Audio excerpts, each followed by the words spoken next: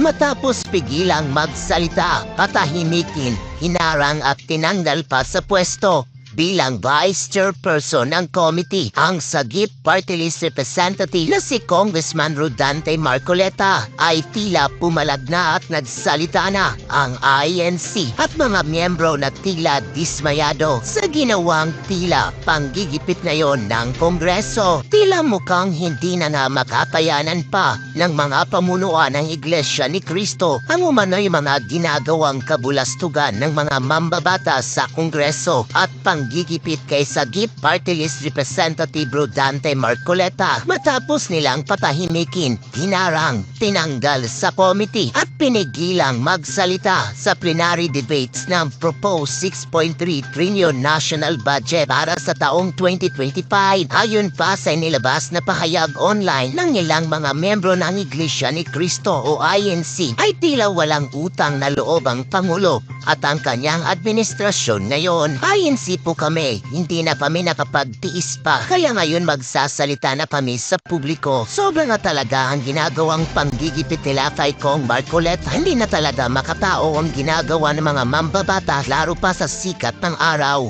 Na pera-pera na lang talaga lahat dyan sa Kongreso. Kung hindi ka nila kaalyado, ay babalikan ka talaga at iipitin ka para lang makuha ang gusto nila. Kaya ngayon, kaming mga taga-INC ay tatandaan namin ang lahat na ginagawa ninyong mga kabulastugan dyan sa Kongreso. Hindi naman kayo dyan forever sa posisyon na yan. Kukupas din kayo dyan. Kaya maraming salamat ko, Marcoleta. Ikaw lang talaga ang nag-iisang maitapang na humarap sa mga buayang ganit sa pera at kapangyarihan. Kaming mga INC member ay tahimik lang at nagmamasirabi na talaga ang panggigipit nila kay Marcoleta dahil lang kinontra sila at di makaporma sa kanilang mga hiri dahil si Marcoleta lang ang nag-iisang congressman na may paninindigan at hindi nasisilaw sa pera. Wala na talaga to sa hulog si Tamba. Hindi pa nakontento sa pera. Pinatalsik at tinanggal pa talaga si Kong Marcoleta sa committee. Iba na talaga tong Kongreso. Pag hindi ka alyado, tanggal agad. Tatandaan namin lahat ng mga INC ang ginagawa niyong panggugupit at pagnanakaw ng pera ng taong bayan dyan sa Kongreso. May hangganan din ang lahat ng yan.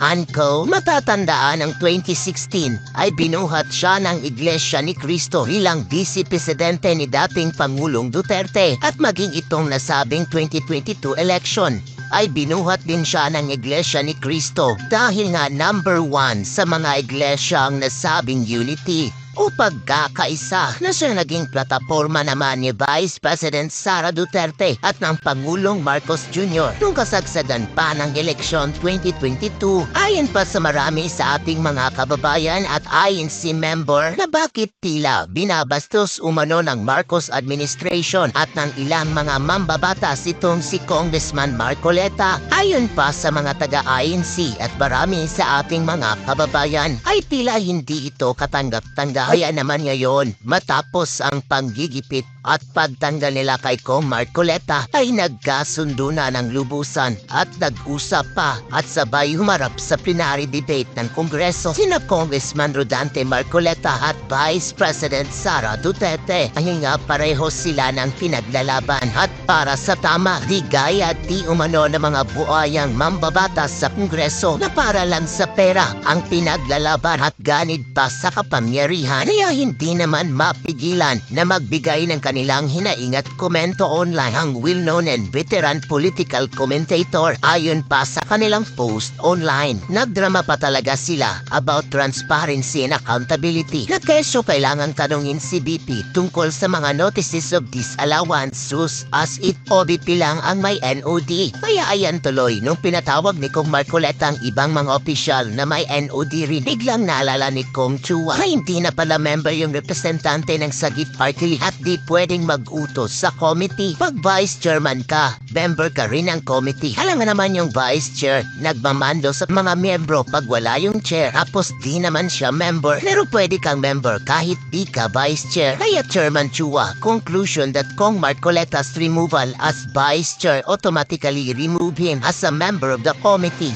is not logical, lalo na wala namang napalagay o binanggit sa desisyon sa pagpapatanggal kay Marcoleta bilang vice chair na natanggal din siya as a member. #We deserve better. Di pinagsalita si Marcoleta sa plenary. Ngayon, inalsa ng posisyon sa isang committee. Gagawin lahat ng administrasyon ngayon na manalo, no, yung kanilang mga manok sa 2025 midterm election. Kasi it will make them or break them. Sa totoo lang. Kaya mapagmatsyag tayo mga lods. Kasi pansinin nyo, di ba? They are doing everything na. Ayuda dito, ayuda doon. Pa-job forms dito, pa-job forms doon. Oh, pansinin mo na lang yan si Abalos. Di ba? Si Abalos, grabe, papogi. Kasi tatakbo pala siya as senador. If I'm not mistaken. Di ba? So, kita-kita mo na eh. No? Kumbaga, nagpapaamoy, nagpapapogi, no? Kumbaga, they will do everything para manalo ang kanilang mga manok sa 2025 or manalo ang senatorial candidates ng Administrasyong Marcos. Kasi ang laking sampal niyan pag hindi Marcos administration ang mananalo sa senatorial race, no? What if ang mananalo ay ang Team Duterte, Team VP Inday, ay malaking sampal talaga yan. Kaya they will do everything. Alam mo naman, kilala naman natin yung administrasyon ngayon, di ba? Masyadong insecure, di ba? Masyadong parang competition sila eh. No? Kumbaga, talagang nakikipag-compete sila. Pansinin mo, di ba? Ngayon, namumulitika na sila. Pati si VP Inday Sara na hindi naman tatakbo sa 2025. Talaga pinupolitika talaga nila, no? They will do everything para ma-remain sila sa power, di ba? At para manatili sila dyan. Pero, people of the Philippines, mga lods, sa lahat ng mga followers ko, supporters ko, at sa lahat ng naniniwala sa Duterte leadership, alam na natin kung ano ang gagawin. It's about time. Kung nadismaya ka, di ba? It's about time na. It's payback time.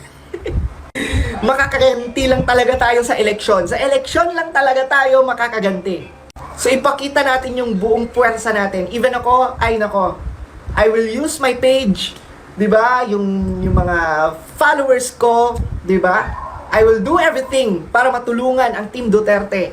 No, kung sino man ang i-endorse ni Tatay Digong at VP Inday Sara na manalo talaga, no, ang Team Duterte this 2025 election. Kasi mga Lods, if gusto nating makabalik ang mga Duterte sa 2028, kailangan sa 2025 pa lang solid na, di ba? Yung mga kapartido talaga ng mga Duterte ang papasok sa 2025 para sure win yan sa 2028.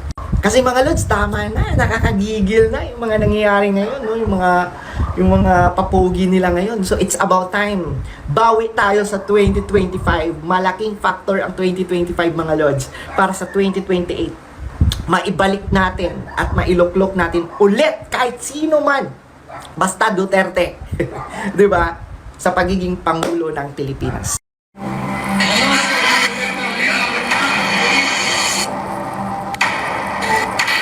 Diyos ka! Sus! Inis na inis ka, Paduano? Inaano ka? Bakit na may mesikal na? Pahiya!